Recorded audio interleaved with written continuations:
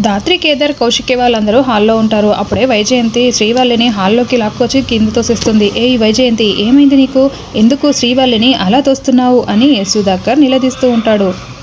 ఎవరినో పిలిపించుకొని గేటు బయట కులుకుతూ ఉంది అని వైజయంతి చెప్తూ ఉంటే ఆ సంఘటన మనకి చూపిస్తూ ఉంటారు. ఎవరో ఒకతను బైక్లో వచ్చి శ్రీవల్లి చేతికి ఏదో ఒక బాక్స్ ఇచ్చి మాట్లాడుతూ ఉంటే అతను వైజయంతి నిషి అక్కడికి వచ్చే లోపల వెళ్ళిపోతూ ఉంటాడు. ఏ ప్రకాష్ ఆగు అని శ్రీవల్లి పిలుస్తూ ఉంటుంది. ఏ అమ్మాయి శ్రీవల్లి, ఎవరు వాడు?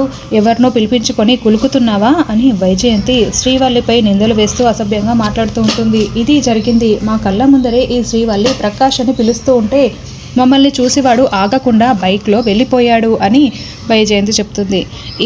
వీధుల్లో పెరిగినోళ్ళని మనం ఇంట్లోకి తీసుకొచ్చి పెట్టుకుంటే ఇట్టాగే మనల్ని వీధిలోకి ఈడుస్తారు అని వైజయంతి శ్రీవల్లి గురించి తప్పుగా మాట్లాడుతూ ఉంటుంది. నీ పని చెప్తా ఉండు అని వైజయంతి కిచెన్లోకి వెళ్ళి అట్లకాడని స్టవ్పై పెట్టి కాలుస్తూ ఉంటుంది. వదిన, నిజంగా చెప్తున్నాను వదిన, నాకు ఏ పాపం తెలియదు, అతను ఎవరో కూడా నాకు తెలియదు వదిన అని శ్రీవల్లి ఏడుస్తూ ధాత్రికి చెప్తూ ఉంటుంది.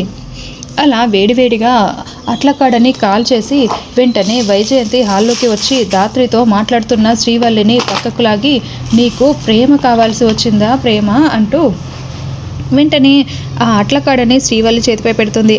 అయితే శ్రీవల్లి అమ్మా అని అరుస్తూ ఉంటుంది. అయితే తల తిప్పి చూడగా కేదార్ వచ్చి శ్రీవల్లి చేతికి తన చేతిని అడ్డుపెట్టి ఆ వాతని తను భరిస్తూ ఉంటాడు. ఇక ధాత్రి శ్రీవల్లి అని అరుస్తూ కేదార్కి ఆ వాత పడడంతో చాలా బాధపడుతూ చూస్తూ ఉంటుంది. వైజయంతి ఏమో కేదార్ అలా తన చేతిని అడ్డుపెట్టినందుకు చాలా షాకింగ్గా కేదార్ వైపు చూస్తూ ఉంటుంది.